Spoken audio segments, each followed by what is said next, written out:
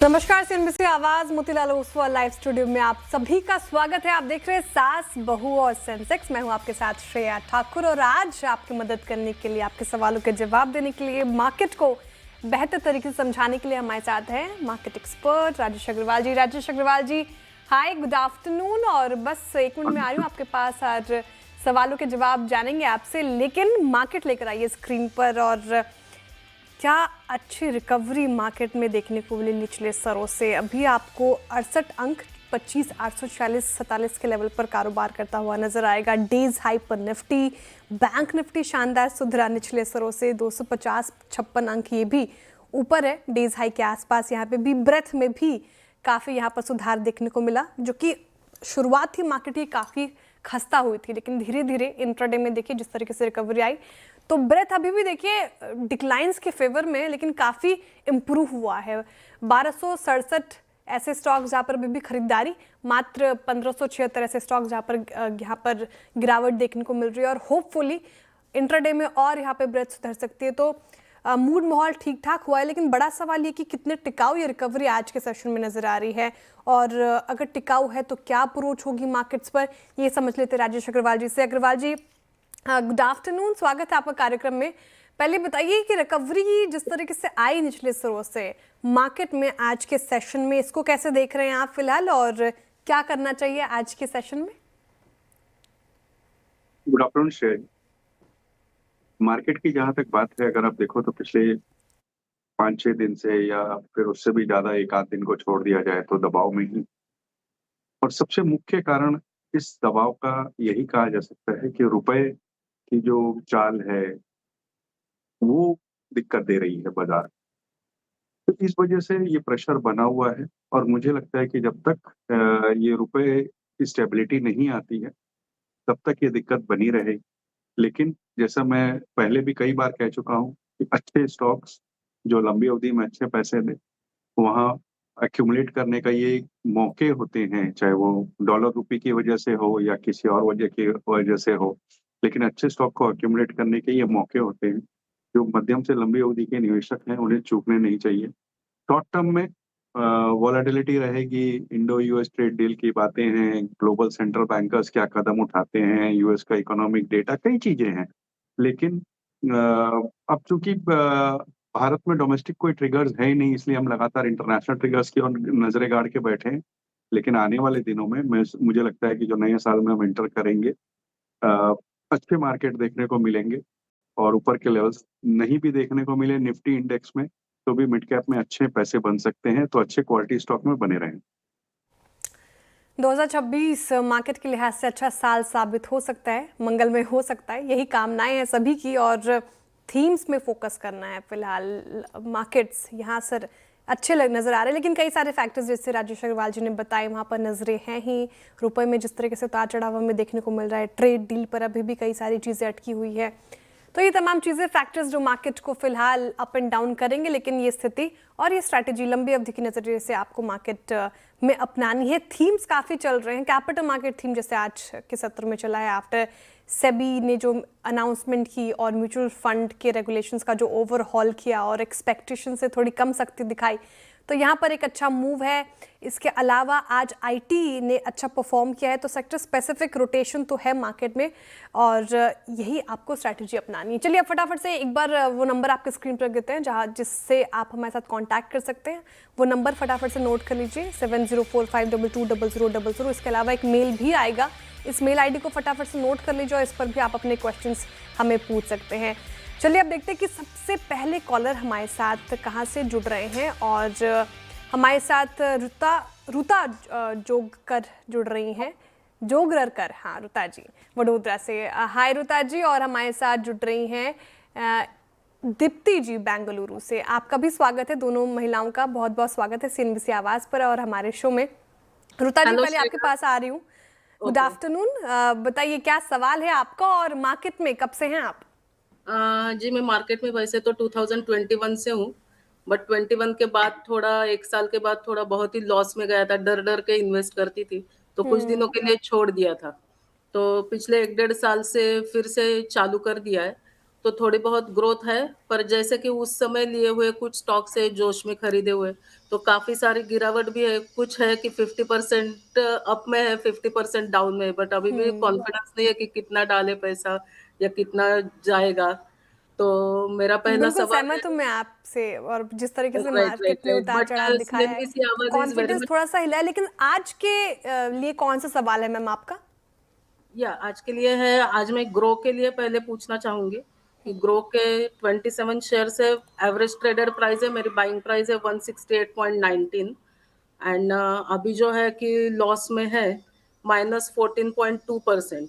So what should be the next strategy कि रखना है? काफी सारी गिरावट है, बट आई डोंट ठीक है, क्या किया जाए राजेश अग्रवाल जी ग्रो में? ग्रो लिस्टिंग के बाद काफी चला, लेकिन फिर अब हाई साइड से थोड़ा फिसला भी है, मामूली लॉस में है, ये करना क्या चाहिए ग्रो में? पहले तो जो भी महिला मित्रगण पैनल में है सबको नमस्कार। और जहां तक रही बात ग्रो की, तो अब देखिए एक फिनटेक कंपनी है जो बेसिकली इन्वेस्टमेंट सॉल्यूशंस देती है, फिर वो चाहे ब्रोकिंग हो, म्यूचुअल फंड्स और दूसरे निवेशकों को। और लगातार अच्छी परफॉर्मेंस दिखाई है, अच्छी ग्रोथ दिखाई है, लेकिन वैल्यूएशन अभी भी जो गिरावट आई है ऊपर के लेवल से, अगर आप देखो तो मेरे हिसाब से 15-20% की गिरावट आ गई। 1 लाख करोड़ के ऊपर का मार्केट कैप चला गया था। आज की डेट में भी 88,000 करोड़ का मार्केट कैप है। वैल्यूएशन बहुत हाई है। तो आप अगर लंबी अवधि के लिए स्टॉक लेती हैं, निवेश के लिए लेती हैं, थोड़ा वैल्यूएशन पर ध्यान दीजिए। आज आप देखो दूसरे जो लिस्टेड प्लेयर पीयर्स हैं उसके सामने इनके वैल्यूएशन बहुत हाई हैं। कंपनी अच्छी है बट वैल्यूएशन हाई है। तो इस वक्त मैं आपको उछाल पे निकलने की ही सलाह दूंगा, क्योंकि बहुत ज्यादा बढ़त यहाँ से दिखती नहीं है वैल्यूएशन के कारण से। कोई गिरावट आए 120 115 तक तो आप एक्यूमुलेट कर सकती हैं, बट 150 के आसपास आपको निकलना चाहिए। ओके, 150 के आसपास निकलने की राय है रुता जी। सेल ऑन राइज की स्ट्रैटेजी अपनाएं और 120 और 23 के लेवल पर आते तो फिर एक्यूमुलेट करने का भी सोच सकती हैं, ये स्ट्रैटेजी ग्रो पर। और भी आपके सवाल हैं वो लेंगे आपसे, लेकिन अब चलते हैं हमारे एक और व्यूअर की तरफ। दीप्ति जी बेंगलुरु से जुड़ रही हैं हमारे साथ। Deepti ji hi, good afternoon. बताइए मैम, क्या पूछना चाहती हैं आज? Hello ma'am. Hello sir. जी हेलो। सर मेरा क्वेश्चन है गंधार ऑयल पे। सर मैंने गंधार ऑयल के 40 शेयर्स लिए हैं, 325 एवरेज प्राइस। सो अभी मुझे इसमें क्या करना चाहिए? लॉस बुक करना चाहिए या फिर रुकना चाहिए? बताइए राजेश जी, क्या किया जाए गंधार ऑयल में? देखिए वही बात हो गई जो मैं अभी थोड़ी देर पहले बोल रहा था कि वैल्यूएशंस आपको देखने चाहिए थे। अगर आप ट्रेडिंग कर रही थी तो आपको स्टॉप लॉस लगाना था, और निवेश कर रही थी तो वैल्यूएशन और कंपनी की पेडिग्री देखनी चाहिए। इस वक्त लगभग आधे हो गए हैं आपके खरीद भाव से। इस वक्त मैं बेचने की सलाह नहीं दूंगा। इस वक्त आप बनी रहे, क्योंकि मिड कैप अगर आप देखो तो स्पेस में अच्छे अच्छे स्टॉक 50% नीचे है। कोई रिकवरी आती है स्टॉक में 165 170 तक आता है तो वहां पे निकलने का मन बनाए। गांधार ऑयल पिछले वीक 14% का रिटर्न दिया है। ये दीप्ति जी आपने कब खरीदा था गांधार ऑयल? मैम ये जब लिस्टिंग के बाद मैंने खरीदा था इसको 2023 में। इस वक्त ही बाएंगे आपकी, ठीक है। ओके, तो आप ट्रेडिंग भी करती हैं या इन्वेस्टमेंट पर्पस से ही पूछ रही थी? सर मैं एक्चुअली मैं इन्वेस्टमेंट भी करती हूँ और ट्रेडिंग भी करती हूँ। तो इन्वेस्टमेंट के लिए अलग स्टॉक है, बट ओके, समझ गई इसके दीप्ति जी मैं। फंडामेंटल आप फंडामेंटल जानना चाह रही थी, लेकिन आप दोनों में अपना हाथ आजमा रही हैं, ट्रेडिंग और इन्वेस्टमेंट। अच्छी चीज़ है ये भी। चलिए अब फिर से चलते हैं हम रुता जी के पास। रुता जी बताइए, दूसरा सवाल क्या है मैम आपका? दूसरा सवाल मेरा सुजलॉन के बारे में था। तो सुजलॉन के 127 शेयर्स है, ज्यादातर आई थिंक अगस्त 24 से है, जो कि मेरी बाइंग प्राइस है 74.12, और ऐसे लॉस है 22.30 पर शेयर। सो क्या किया जाए इसमें?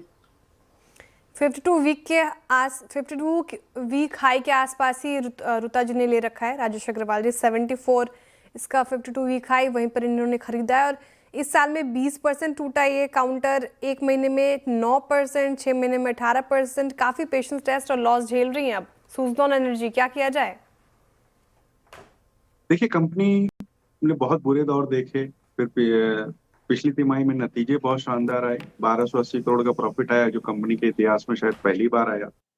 करीब करीब 538% के जंप के साथ। ऑर्डर बुक इस वक्त 6.2 गीगावाट की है, 85% रेवेन्यू में जंप था। और जो कैश पोजीशन है इस वक्त कंपनी की 1480 करोड़ के आसपास, जो कि कंपनी को थोड़ा सा कंफर्ट दे रही है। गवर्नमेंट पॉलिसीज भी रिन्यूएबल एनर्जी की तरफ फेवरेबल है, तो मैं कहूंगा इस वक्त बने रहें स्टॉक में। 60-62 रुपया का टारगेट है हमारा इसमें 9 से 12 महीने में, तो अभी तो इस वक्त बने रहने की सलाह रही। बने रहने की सलाह सुज़लॉन एनर्जी में 60 और 62 तक के टारगेट एक्सपेक्टेड हैं। दीप्ति जी, दूसरा सवाल आपका क्या है मैम? सर मेरा है मॉइल पे। सर मैंने मॉइल के 55 शेयर खरीदे हैं, 390 एवरेज प्राइस। सो ये तो खैर लॉन्ग टर्म के लिए है, 2-3 साल का नजरिया है, तो मुझे क्या करना है आगे? ऐड करना है उसको और या फिर वेट करना है? मॉइल 6 महीने में 12% ये भी करेक्ट हो चुका है। 405 तक गया था, फिर 321 पर ये कर रहा है कारोबार। क्या किया जाए मॉइल में? इन्वेस्टमेंट पर्पस से पूछ रही हैं, 3 साल का नजरिया है इनका। ये काउंटर अच्छा लग रहा है राजेश जी। 2024 में 500 तक गया था, कोशिश तो की थी 500 से ऊपर जाने की जुलाई 2024 में, फिर लेकिन 500 के स्तर से देखें तो काफी करेक्ट हो गया है। देखिए श्रेया जी, बहुत शानदार कंपनी, मिनी रत्ना कंपनी है, भारत की सबसे बड़ी मैंगनीज ओर बनाती हुई कंपनी है। मैंगनीज ओर जो कि स्टील मेकिंग वगैरह में बहुत यूज होता है, और लगभग डेट फ्री कंपनी है। कंपनी के फंडामेंटल्स बहुत शानदार है, और अब इनकी जो नजरिया इन्होंने कहा कि 3-1 साल का है, तो मैं समझता हूँ कि ये एक्यूमुलेट करना चाहिए स्टॉक को, अगर आपके फंड को अलाउ करते हैं। लंबी अवधि के लिए बहुत अच्छा बाय साबित हो सकता है ये स्टॉक में, हमारी खरीदारी की सलाह है। अगर नहीं भी खरीदना चाहती हैं तो इस वक्त बनी रहें। ओके, तो फिलहाल मॉइल पर ये व्यू हो गया। काफ़ी अच्छी कंपनी नज़र आ रही है, तो ये आपको होल्ड करना है। देखिए बाजार में अच्छे मूव्स अब दिन के ऊपरी स्तरों पर, डेज हाई पर 25,900 के लेवल पर। शुक्रिया राजेश अग्रवाल जी, साथ ही दीप्ति जी और रुता जी हमारे साथ जुड़ने के लिए और अपने सवाल पूछने के लिए। फिर से मुलाकात होगी किसी न किसी शो में, तब तक के लिए मुझे दीजिए इजाज़त और रुक रहे एक छोटे से ब्रेक के लिए, लेकिन ब्रेक के बाद फिर हाजिर होते हैं। आप बने रहिए CNBC आवाज़ के साथ।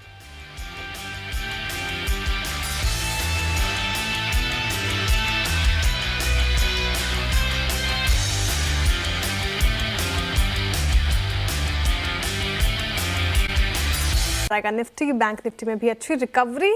चलिए फिलहाल इस शो से इतना ही, लेकिन नेक्स्ट शो KYC में आज एक और मैनेजर के साथ हम बातचीत करेंगे, तो बने रहिए CNBC आवाज़ के साथ। नमस्कार।